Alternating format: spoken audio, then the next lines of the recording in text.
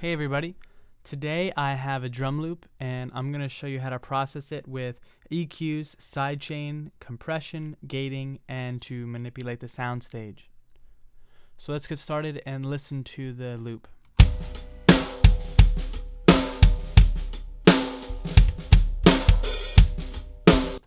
Let's get started with the soundstage. I'm just going to clean it up a little bit.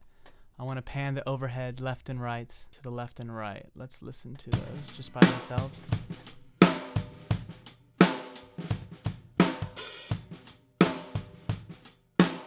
Those open right up.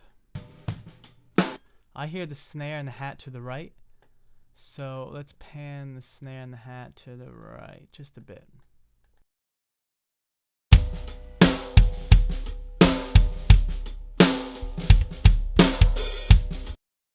I put some EQs on all of these tracks and some other effects, but they're not turned on. Like this has a gate and a compressor, but these are not turned on, and they're the default gate and compressor. I just dragged them straight from the audio effects tab. So let's listen to the overheads and cut out some of the low end.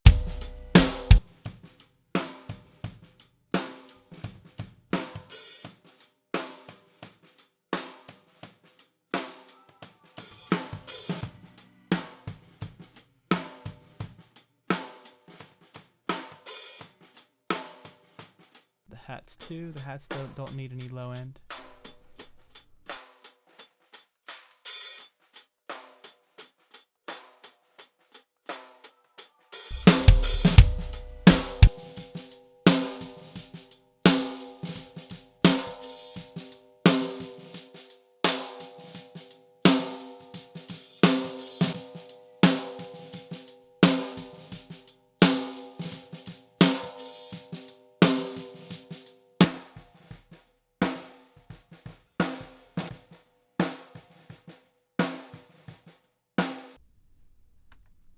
Let's use a gate on the snare to clean up some of the leakage.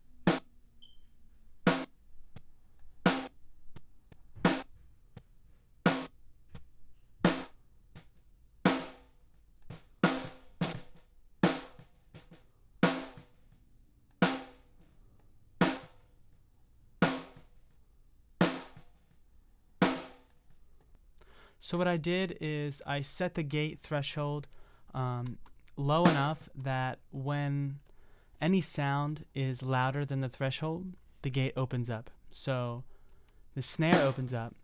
Let's see, if I set it all the way down, you hear the other snare roll. But if I set it above those peaks,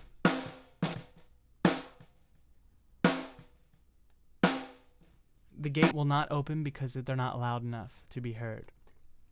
The settings you're going to want to manipulate here are mostly the hold and release, and it all depends on the snare. There's no default settings for this.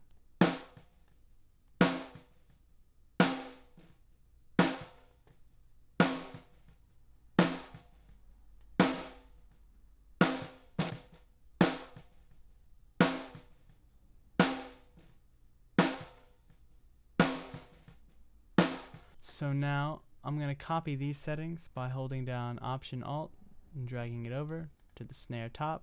I already have a gate there. I'm going to delete that.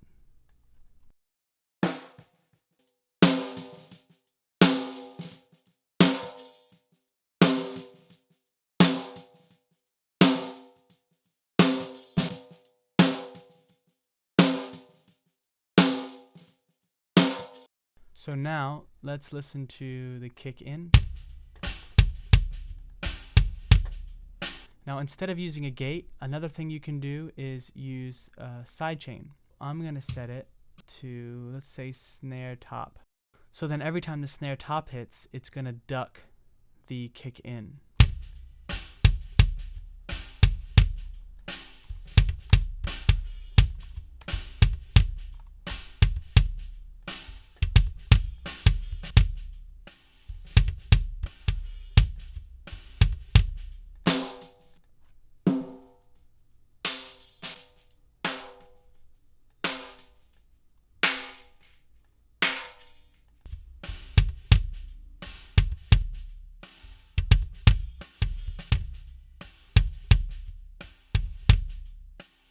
Now this is just going to lower the volume. It doesn't totally cut it out like the gate, but it's another way of approaching it.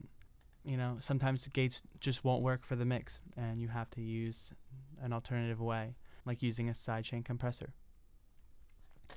Another way to do this is to literally just cut out the audio and just use fade-ins and fade-outs. I'm going to copy this sidechain compressor to the kick out.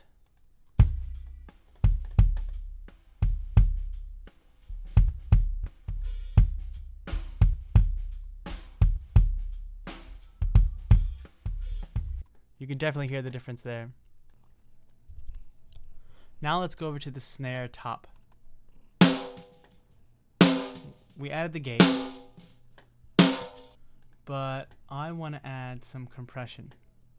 So something you can try is adding 2 compressors, setting the second one to just nothing.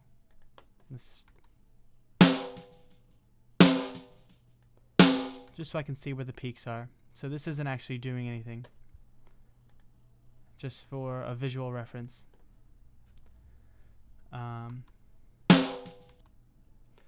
So let's set this here.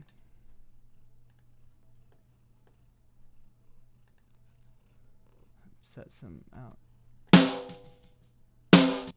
Okay, so I'm going to set the attack all the way up, release all the way down. Well, maybe around 30 for right now. So right now I'm going to try to make it punchy.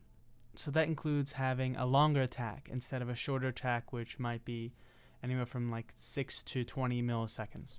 Setting release to auto is generally always a good idea if you're not sure about what to set the release.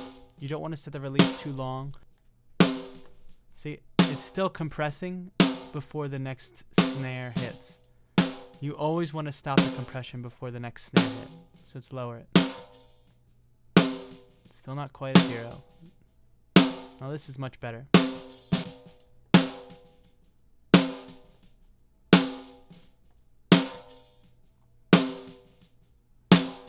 But for right now I'm going to set it to auto.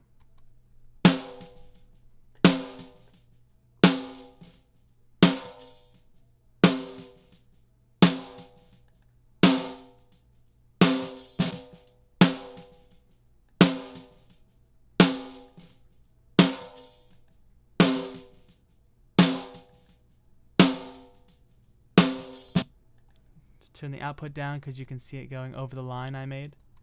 And it sounds a little louder too.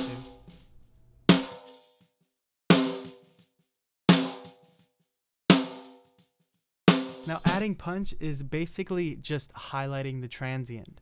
With a longer attack, the compressor won't start working until after the initial hit. This part of the snare will be skipped, the big punch. This part will be turned down by the compressor. This part is what is being compressed. You see how it's it just sounds longer without it?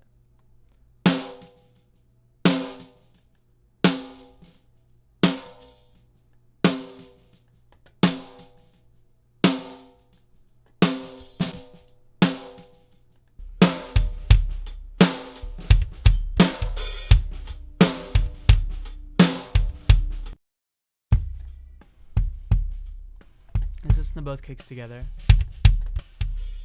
The kick out is just, it's much lower. You're not getting that punch. So I'm going to cut out some of the high end.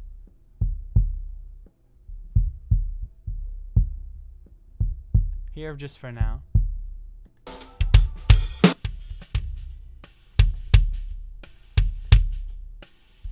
What I want to do now is highlight the click of the beater. The click of the actual mallet hitting the drum, which is somewhere around 7K hertz.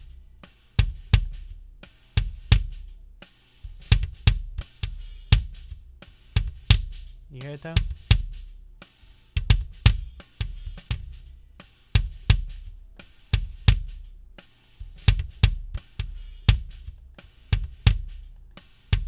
So with it and without it. You should always listen to something within the context of the mix. Even if it sounds really good by itself, it could sound really bad with the mix. And also vice versa. It can sound really bad by itself, but sound good in the mix.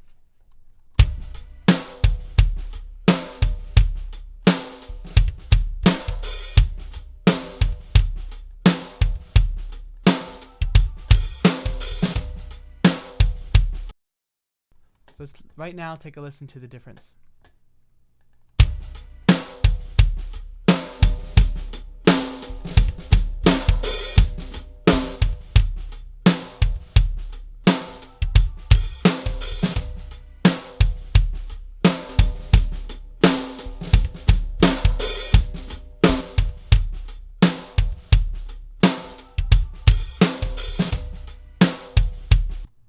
I hope I was able to explain some basic concepts of cleaning up a mix and processing it to sound better overall. If you have any questions, either leave a comment or check out my other videos which have dedicated topics to things like EQing, sidechain compression, compression, gating, and sound staging. Thanks for watching.